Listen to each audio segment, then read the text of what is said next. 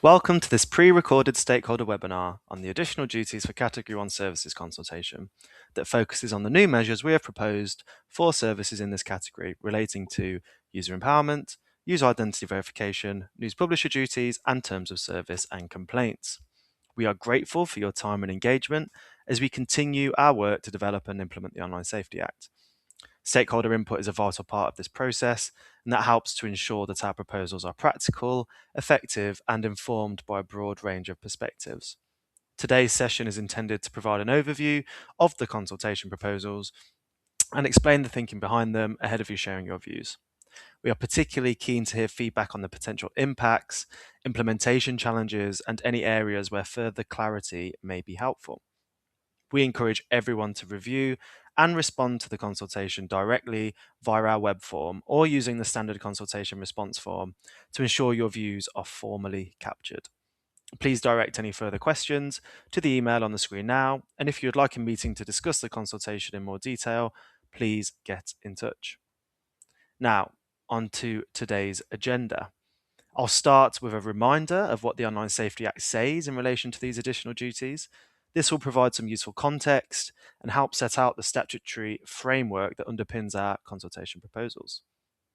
I'll then move on to the scope and structure of the consultation, outlining which duties are covered, how the consultation document is organised, and where we're particularly seeking stakeholder feedback. Following that, I'll discuss the key aspect of our proposals. I'll also explain how we have arrived at these proposed measures. This includes the evidence we have considered, our policy approach, and the factors that we have weighed up when developing the proposals. Finally, I'll highlight some key considerations for stakeholders as they review the consultation and prepare their responses, including highlighting areas where feedback will be especially valuable. So, before we move on to the detail of our consultation, it's useful to place this work in the context of Ofcom's wider programme of publications relating to categorised services. On the 10th of July, we published 3 key outputs that are closely linked and help build the framework for the additional duties that I'll be discussing today. First, we published the Register of Categorised Services. This identifies the services that have been designated as categorised services, which are some of the most widely used online services in the UK.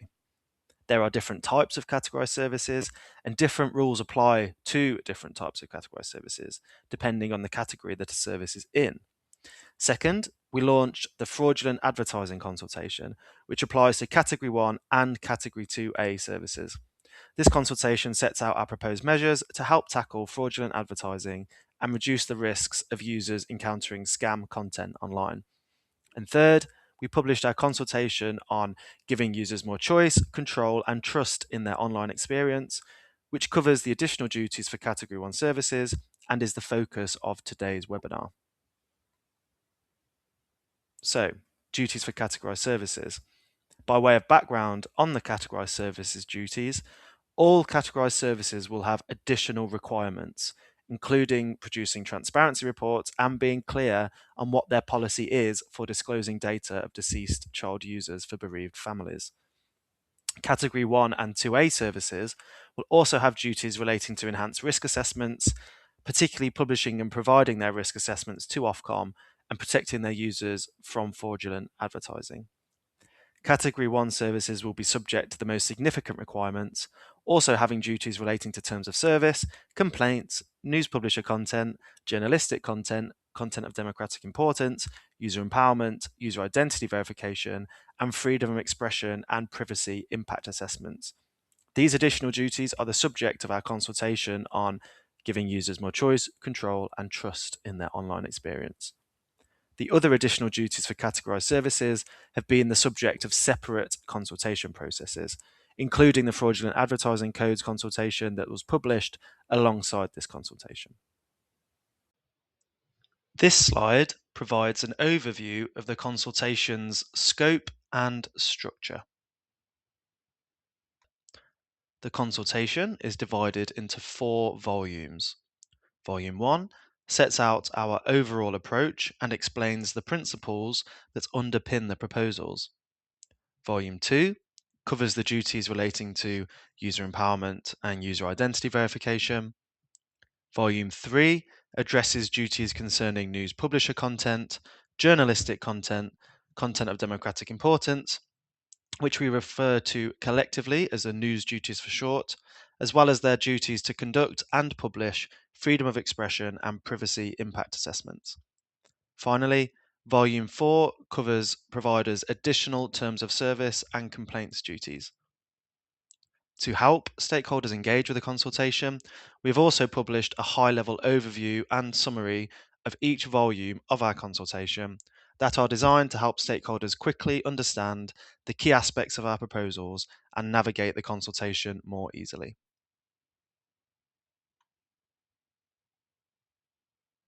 Our proposals look to embed enhanced levels of choice, control, and trust for users, and greater accountability and transparency on part of services. We have three outcomes we want to see in line with the underlying objectives in the Act. The first is that users have greater choice and control over their online experience.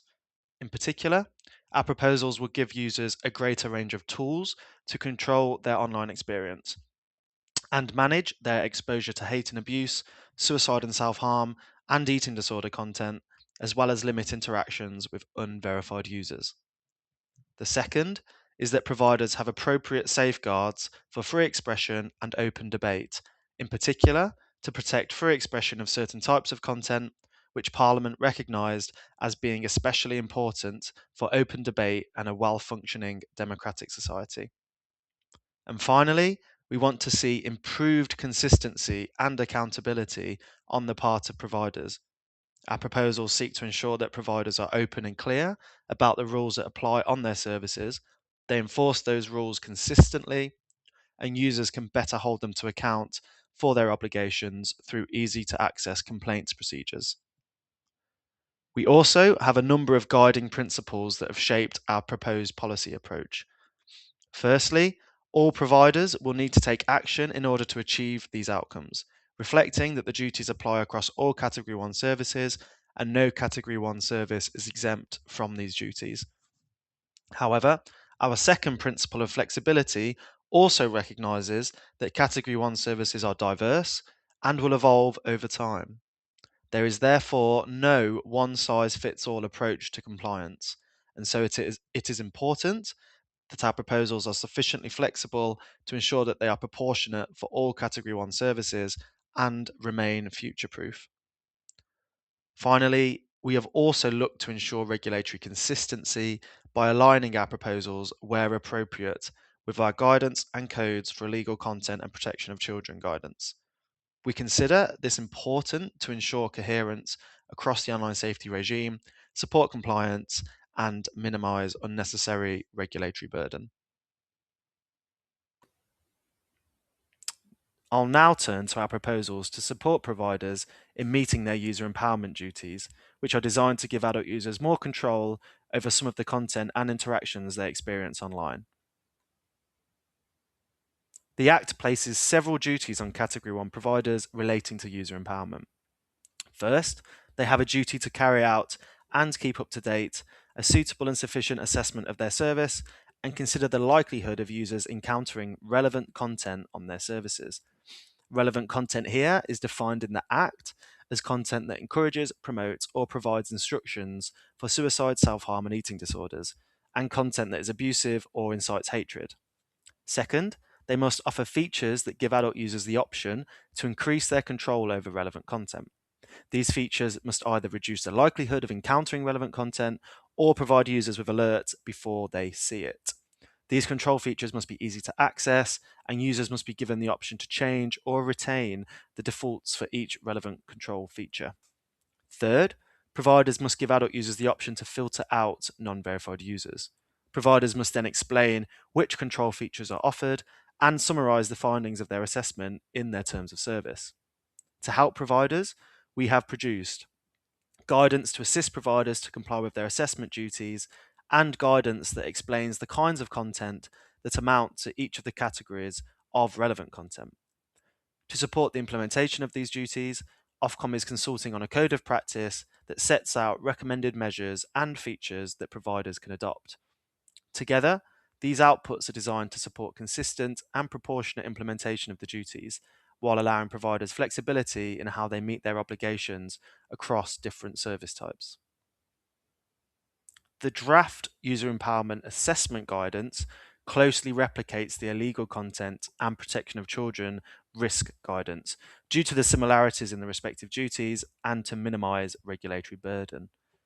The key difference is that because of the Act's requirements and nature of the duties, the guidance does not talk about assessing the risk of harm and instead focuses on assessing the likelihood of adult users encountering relevant content. The draft guidance sets out what we propose providers should do to make their assessment. This is based on the 4 steps shown on the screen. First, they should understand what content needs to be assessed and how much there is of it. Our guidance sets out what providers need to consider on their service. Second, they should assess the likelihood of adults encountering each category of relevant content, taking into account how a service is used and designed. The guidance also sets out how providers should consider the likelihood of adults, such as vulnerable users, encountering content that particularly affects them. Third, they should decide what user empowerment measures to offer users and offer those to all adult users. Fourth, they should write a report summarizing their findings and review and update it on a regular basis to monitor the effectiveness of implementation. Ofcom should also be sent a copy of the assessment. The draft relevant content guidance is similar to the guidance on content harmful to children. This promotes regulatory consistency given the categories of relevant content listed in the Act, shown on the left, are also featured in the protection of children duties. We have, however, included additional evidence in this guidance which is specifically relevant to adults. While the draft guidance lists 4 categories of content, in our consultation we have proposed that relevant content is categorized into 3 separate categories to reflect that this content is difficult to differentiate and is typically grouped together in that way by services. As I mentioned, Ofcom is consulting on our recommended measures that providers can adopt to meet the user empowerment duties. We have grouped our proposed measures into 3 broad categories. The first is content-specific measures, which focus on identifying relevant content and offering users a range of controls, including the option not to encounter that content, such as removing it from feeds or search results, to be alerted to relevant content, for example, through a blur or warning that the user can click through, and to report content they believe is relevant content. We recommend these measures apply unless the provider prohibits all relevant content in their terms of service. The second category is content agnostic measures. These are tools that give users greater control over their experience, regardless of the type of content involved, and we recommend these measures apply even where the provider prohibits all relevant content on a service. These include blocking and muting accounts, as well as disabling comments, helping users to proactively manage their interactions and engagement on the service. Across these measures, providers must ensure that they are easy to access and that users can choose whether to retain or change any default settings. The third category is the filter tool for non-verified users. This would allow users to filter out interactions with and exposure to users who have not completed the platform's verification process. We are proposing a flexible approach, giving providers discretion over which functionalities the filter applies to, provided it delivers safety benefits for users and does not interfere with the core offering of the service. Our objective is to provide users with greater choice and control, while allowing providers flexibility in how they implement these duties. I will now move on to the user identity verification duties in the Act. The identity verification duties are intended to give users more confidence about who they are interacting with online. Under the Act, Category 1 providers must offer all adult UK users the option to verify their identity on the service. Ofcom must produce guidance to help providers comply with this duty. The Act states verification need not require documentation, and that Ofcom must have regard to vulnerable users when developing our guidance. In developing our guidance, we tried to ensure that identity verification is offered by providers in a way that retains the potential benefits of identity verification, while avoiding increasing any risk of harm. Identity verification is offered by providers in a way that is inclusive of all users, including vulnerable users, and users understand what identity verification means in practice, so that all users, whether they verify or not, can make more informed choices about the users and content they engage with. When developing the guidance, we considered three possible approaches to identity verification. The first was a prescriptive approach, where we would specify exactly which attributes providers should verify and the methods they should use to verify them. The second was a minimum standard approach, which would require providers to verify a core set of attributes, the ability to verify additional attributes, and to choose their own verification methods. The third was a flexible, principle-based approach, which is the approach we are proposing. Under this model, providers can determine the purpose of their identity verification scheme, decide which attributes are appropriate to verify, and choose the methods used to verify them. We consider that this is the most suitable approach because Category 1 services are diverse and may have very different objectives for identity verification. A verification scheme that works well for one service may not be appropriate for another. A flexible framework also provides greater adaptability over time. Because it is not tied to a specific set of attributes or verification methods, it can evolve alongside changes in technology, user expectations, and industry practices. Overall, we believe this approach would give providers the flexibility to design schemes that are effective for their services while still meeting the requirements of the Act. Our proposed approach to identity verification is built around four core principles: relevance, reliability, inclusivity, and clarity. The first principle is relevance. We think providers should ensure that the attributes they choose to verify are relevant to the purpose of their verification scheme. This means being clear about why verification is being offered, selecting attributes that support that objective, and reviewing the scheme over time to ensure that it remains fit for purpose. The second principle is reliability. Both users and providers should be able to have confidence in the verification process. Providers should take reasonable steps to verify attributes against appropriate evidence sources, reduce the risk of impersonation or circumvention, and ensure that verified information remains accurate and up to date. The third principle is inclusivity. Verification schemes should be accessible and should not unnecessarily exclude users. This is particularly important for vulnerable users or those who may not have access to traditional forms of identification. Where providers choose to charge for verification, they should consider whether this could create barriers for some users. The fourth principle is clarity. Users should understand what identity verification means in practice on a service. Providers should clearly explain how the process works, what being verified represents, and how verification status is displayed to other users. Taken together, these principles are intended to support meaningful and trustworthy identity verification, while giving providers the flexibility to design schemes that work for their particular service and users, rather than requiring a single prescribed model. They've also been designed to minimize impacts on user rights, including to privacy. In this section, I'll cover our proposals for the news duties and our draft freedom of expression and privacy impact assessment guidance. The Online Safety Act requires that providers have systems and processes that take account of the importance of news publisher content, journalistic content, and content of democratic importance, or when considering action against users who generate, upload, or share that content. While news publisher content is exempt from the Act's safety duties, providers may still take action against this content under their terms of service if they follow the required notification process in the Act. In most cases, providers must notify recognised news publishers and consider their representations before taking action, except in circumstances where the provider reasonably considers it could incur criminal or civil liability were the content not taken down swiftly or where the content amounts to a relevant offence.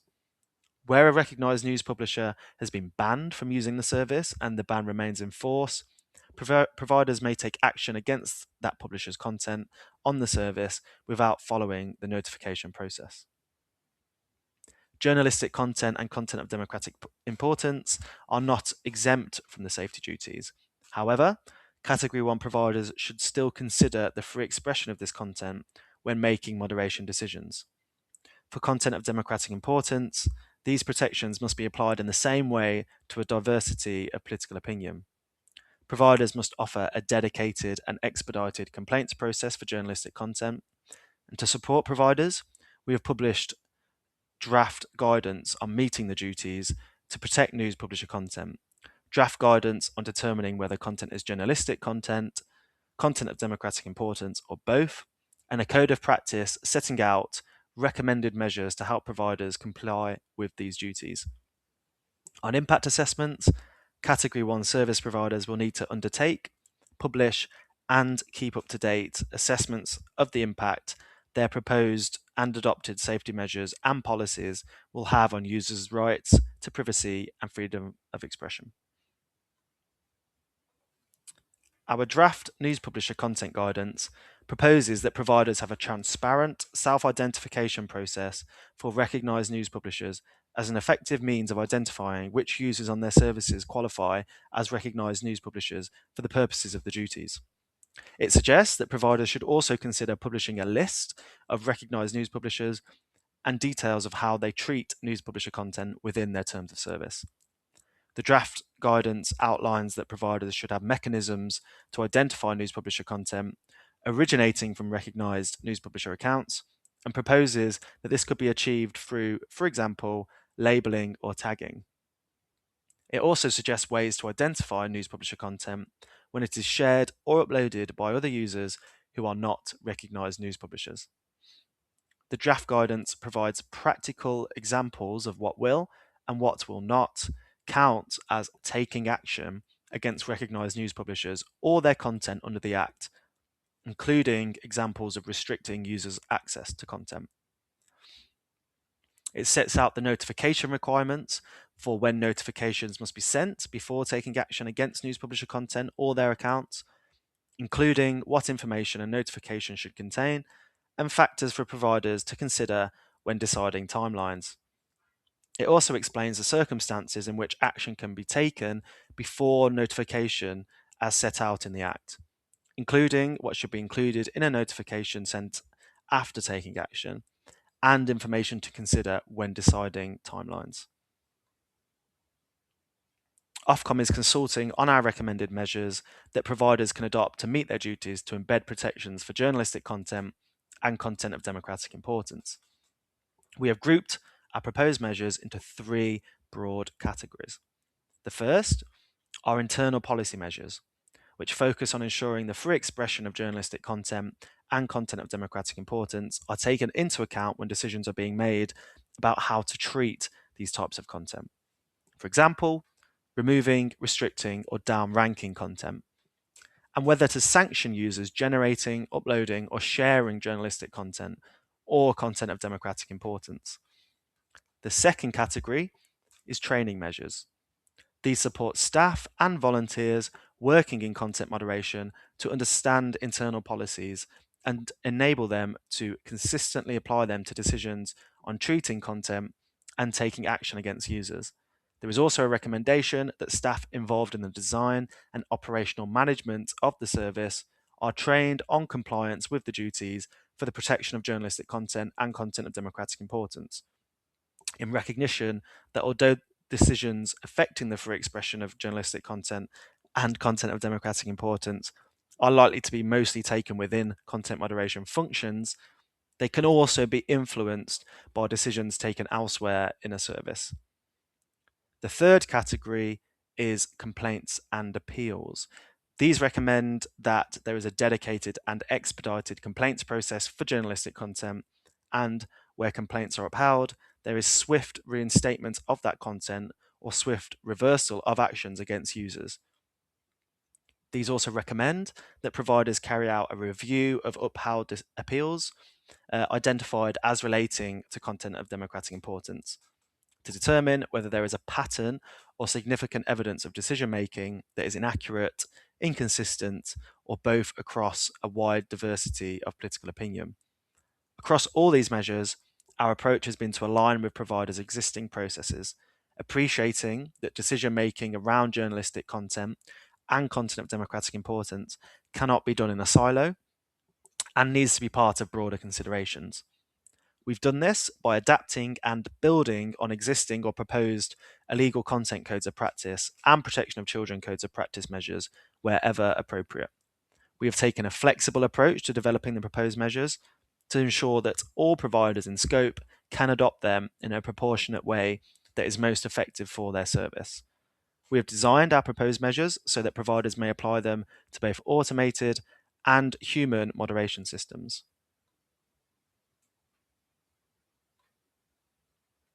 To support providers, we have developed a draft indicative factors guidance to help providers interpret the definitions of journalistic content and content of democratic importance.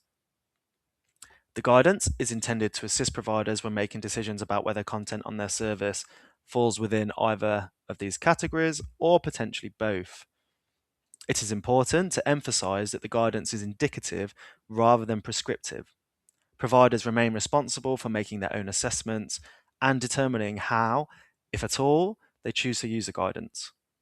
The guidance does not set out specific processes, tools, or methodologies that services must adopt to identify journalistic content or content of democratic importance. Instead, it provides a framework of factors that may be relevant when making these judgments.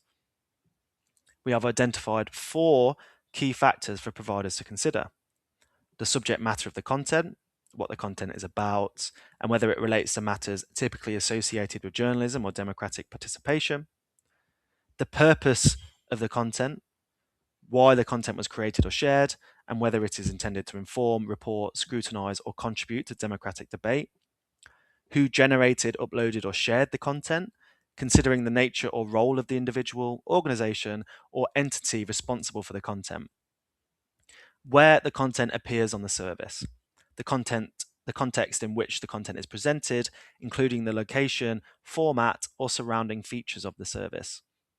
These factors are not intended to operate as a checklist where every factor must be met. Rather, providers should take a holistic view, considering the overall context of the content when making decisions. The objective is to provide practical support while maintaining flexibility for services to apply the framework in a way that is appropriate to their platform and their user base. Section 22 of the Act requires Category 1 providers to carry out an assessment of the impact that their proposed and adopted safety measures and policies will have on users' rights to freedom of expression and privacy.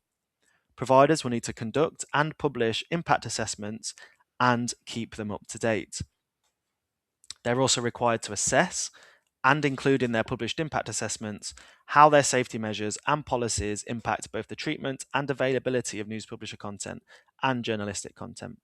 In addition, they must specify in a publicly available statement the positive steps that the provider has taken in response to an impact assessment to protect users' rights to freedom of expression and privacy. We've produced draft guidance to support providers in complying with these duties. Our draft guidance sets out a high-level framework that providers can draw on when conducting their impact assessments and guidance on what providers should publish. The Act does not prescribe a particular methodology for these impact assessments. Our draft guidance suggests a step-by-step framework for conducting impact assessments consistently and transparently.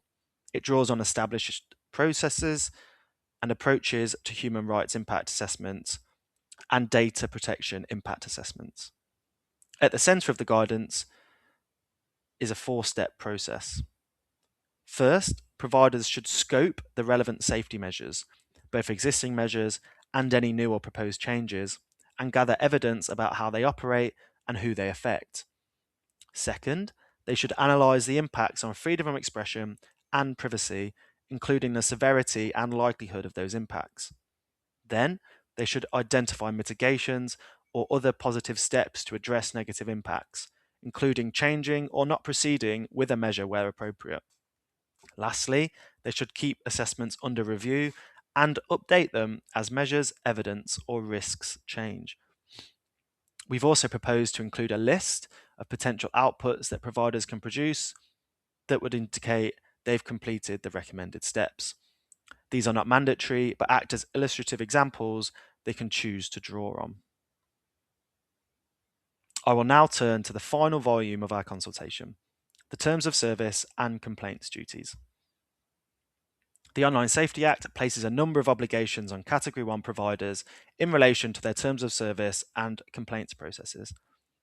At the core of these duties are requirements for providers to be more transparent and accountable to their users in relation to the rules set out in their terms of service.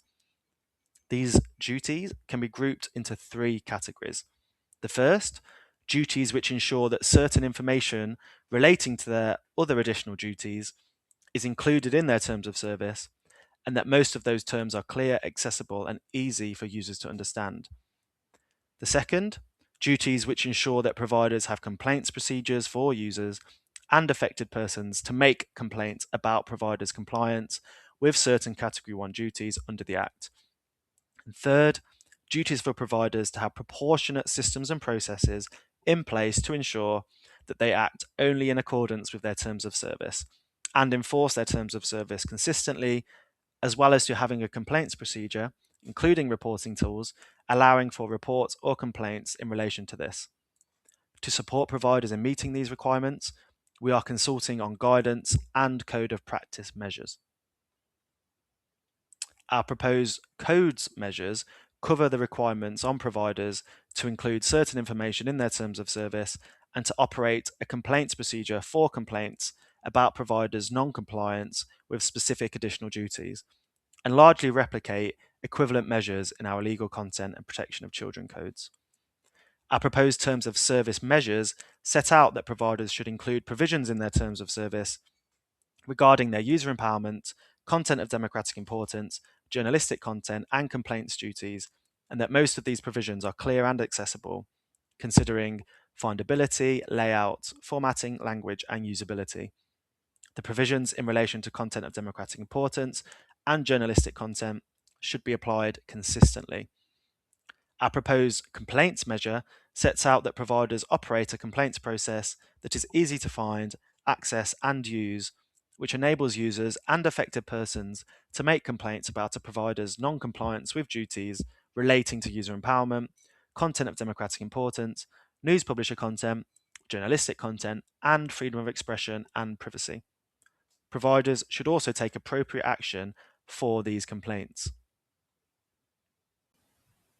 Our proposed guidance addresses the requirements under Section 71 and 72(3)(7) of the Act, which relate to any content covered in a provider's terms which is not otherwise in scope of the illegal content or protection of children duties. Our draft guidance covers three main areas. First, it covers the provision of terms of service and how terms of service are designed. For example, making sure they are clear and easy to understand, are sufficiently detailed, for example, by setting out what is and what is not allowed on a platform, and making sure that any changes to the terms of service are communicated in a transparent way. It covers the application of terms of service, suggesting how providers can take steps to act in line with their own rules, and in doing so, safeguard against selective or arbitrary moderation action and uphold users' rights. It also covers complaints procedures, including reporting tools, making sure that everyone can access these procedures to make complaints in relation to the provider's terms of service, such as where they think content or users are violating the terms, or where they want to appeal against how the terms have been applied, as well as understand what happens when they complain. The Act does not give Ofcom the power to dictate what legal content providers should prohibit in their terms of service. The guidance instead focuses on supporting providers to act in accordance with whatever rules they set in their terms of service, and to apply those rules consistently through practical steps such as aligning internal and external policies, training moderation teams, using calibration to compare decisions, and making sure that automated systems apply terms of service consistently. Ultimately, the aim is that similar behavior in similar situations leads to the same outcome for users. So, Thank you for taking the time to learn more about this consultation and the proposals that we have discussed throughout this webinar. We encourage all interested stakeholders to share their views and evidence with us. Your feedback is an important part of the consultation process and will help inform our final decisions. The consultation closes on the 2nd of October 2026. You can submit your response either through the online web form available on our website or by completing the standard consultation response form, which can also be downloaded from the consultation webpage. We welcome responses from all stakeholders, including services, civil society organisations, industry bodies, academics, and members of the public. We are particularly interested in receiving feedback on the practicality, effectiveness, and potential impacts of our proposals. All consultation materials, including details of how to respond, are available on our website. Thank you again for your interest and engagement. We look forward to receiving your feedback and working with stakeholders to help ensure that our final decisions are informed by a broad range of views and evidence. Thank you and goodbye.